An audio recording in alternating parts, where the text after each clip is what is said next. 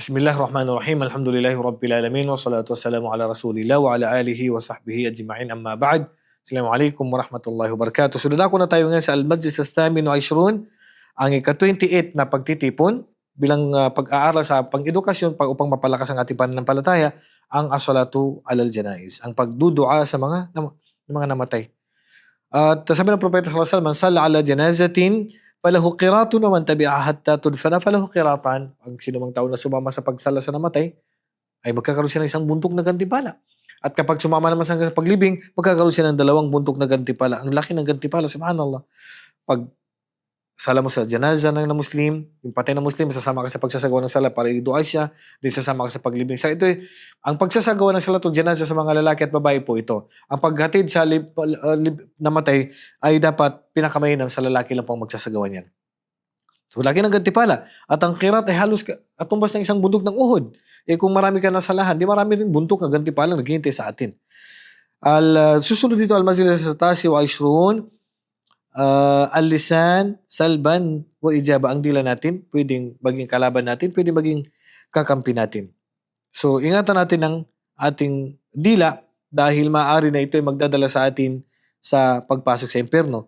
Fal-lisanu yasrikul hasanat bi'amalihi lisayiat min al-ghibati wan namimati aw qawlu zur aw shatamun nas wa sabbihim wa sukhriyati minhum wa ghayr dhalik. Ang dila natin pwedeng maging dahilan ng pag-insulto, pagsalita ng maganda, pagsisinungaling, paglibag sa kapwa, pagmamarites. So maaaring maubos ang gantimpala natin dahil lang sa dila natin. Subhanallah, kaya binigyan tayo ng Propeta sallallahu alaihi wasallam ng babala na pangalagaan natin ang ating dila. So hindi tayo makapasok pero dahil sa ngilong natin sa tenga natin, illa hasaidu alsinati, maliban kung ano yung naani ng ating dila. Subhanallah, walang balat, walang buto yan, pero grabe, ang laki ng nagagawa niya. Pwede ka mapapasok sa Paris, pwede ka na mapunta sa impyerno, pwede ka buhay sa impyerno ang tao dahil lang sa kanyang dila. Kaya dapat dalasan natin ang ating dila na palagi umaalala sa Allah subhanahu wa ta'ala. Kaya naman ang Propeta sallallahu alaihi wasallam sabi niya, la yazalu lisanuka ratban min dhikrillah. Kailangan dalasan mo ang pag-alala sa Allah subhanahu wa ta'ala na hindi natutuyo ang iyong bunganga sa pag-alala sa Allah subhanahu wa ta'ala. Ngayon, ipapasok tayo sa Al-Majlis Al-Thalathun at Tabkir ilal Jum'ah, yung pagiging maaga natin sa araw ng Friday. Ang Propeta sallallahu alaihi wasallam, sa bagay sa hadith na sabi niya, man raha fi sa'atil ula tipakaana makarraba, banda na pag maaga kang dumating sa masjid, siguro mga 7 to 8, para kang nagkatay ng kamilyo. O man raha fi sa'atil thaniyati pagkaana makarraba bakara, kapag naman pumunta ka sa masjid sa araw ng Jum'ah upang isagawang salatul Jum'ah, na mga 8 to 9, para kang nag-alay ng baka. Uman raha fi sa'ati thalithah pagkaan na magkaraba kabsyan, pag sa pangatlong oras na dumating 9 to 10, para kang nag-alay ng kambing. Uman raha fi sa'ati rabi'ati pagkaan na magkaraba dadjaja, kapag naman dumating ka sa mga 10 to 11, para kang nagkatay ng manok. Uman raha fi sa'ati al-khamis pagkaan na magkaraba bayda, at pero pag 11 to 12 ka dumating, nako, itlog na lang yung natira sa atin. فإذا خرج الإمام حضرت الملائكة يستمعون الذكر. Kapag lumabas ng imam, ay nandun yung mga anghel upang sila ay makinig sa pag-alala sa Allah subhanahu wa ta'ala.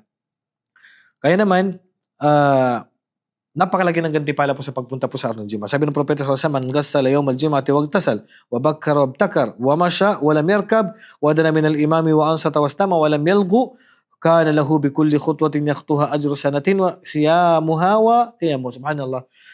Naligo ka sa araw ng Jum'ah, naging maaga ka sa araw ng Jum'ah, naglakad ka papunta doon sa araw ng Jum'ah, hindi ka nag-ingay, nandun ka sa harapan ng imam, ang gantimpala naghihintay sa bawat hakbang ng paa mo ay magkakaroon ka ng gantimpala na 1 taon na tahajjud, 1 taon na fasting. Subhanallah, ganyan kalaki ang gantimpala sa araw ng Jum'ah pag nagawa natin mga kondisyon na yun. Ngayon, napapasok tayo sa Al-Majlis Al-Hadi wa Al-Thalathun, ang ika-31 na majlis, ang Al-Amru bil Ma'ruf wan Nahi 'anil Munkar. Siyempre, ang Propeta sallallahu alaihi wasallam, sabi niya, man ra'a minkum munkaran falyughayyirhu biyadihi. So ang Al-Majlis Al-Hadi Al-Thalathun, ang ika-31 na Al-Majlis, pagtitipon, ito po yung pag-uutos ng mabuti at pagbabawal ng masama. Sabi ng Propeta sallallahu alaihi wasallam, man ra'a minkum munkaran falyughayyirhu biyadihi. Pag nakakita ka ng bagay na pinagbabawal, kailangan mo pigilan sa kamay mo. Pag hindi mo kaya, pabilisan. Sa pagsabihan mo, pag hindi mo pabiyak kalbi, wala ka da'ful iman. Kapag hindi pa rin kaya, kahit sa puso na lang, ipanalangin mo na lang naway gabesan ng Allah, pero yung pinakamababang antas ng pananampalataya.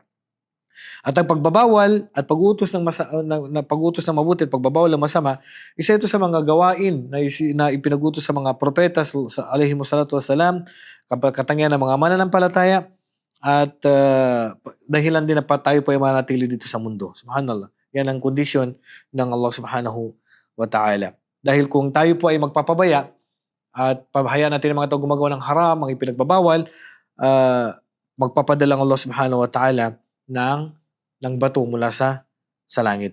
Kaya nga, dalasan natin ang pagpapaalala sa ating mga anak, sa ating pamilya, sa ating kamag-anak, ipag-utos natin sa kanila mabuti, pagpapawal natin sa kanila ang anumang masama. So, yan ang mga propesyon, trabaho ng mga propeta at katangian ng mga manampalataya. Ang Al-Majlis Thani wa Thalathun, ang ika-32 na majlis, pagtitipon sa dumadakil syaitan, ang pagpigil natin sa mga daanan ng syaitan. Paano yun? Ang galit. Ang galit isa ito sa dahilan na gusto ng syaitan sa atin. Pangalawa, pagiging madamot.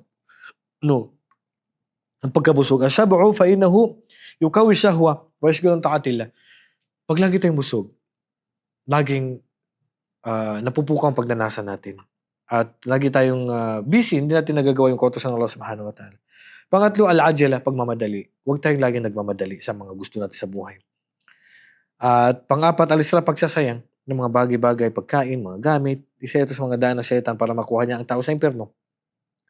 At ang panglima, su'udhan, ang negative na paghinala sa iyong kapatid. Dapat lagi tayong positive sa ating kapatid.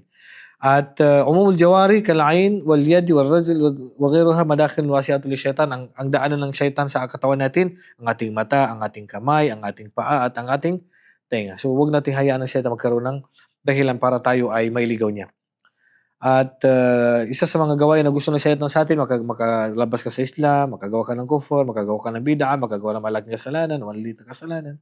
O pag nakapokus ka sa lahat ng mga pinahintulutan lang, yun lang yung focus mo. Subhanallah. So naway gabayan tayo ng Allah subhanahu wa ta'ala at ilayot tayo sa mga gawain na dadalhin tayo sa impyerno at ikaligaw natin. Waladu billah. So abangan natin ang kalugtong nito. Allahu a'lam wa sallallahu ala nabiyina Muhammadin wa ala alihi wa sahbihi ajma'in. Assalamu alaikum wa rahmatullahi wa barakatuh.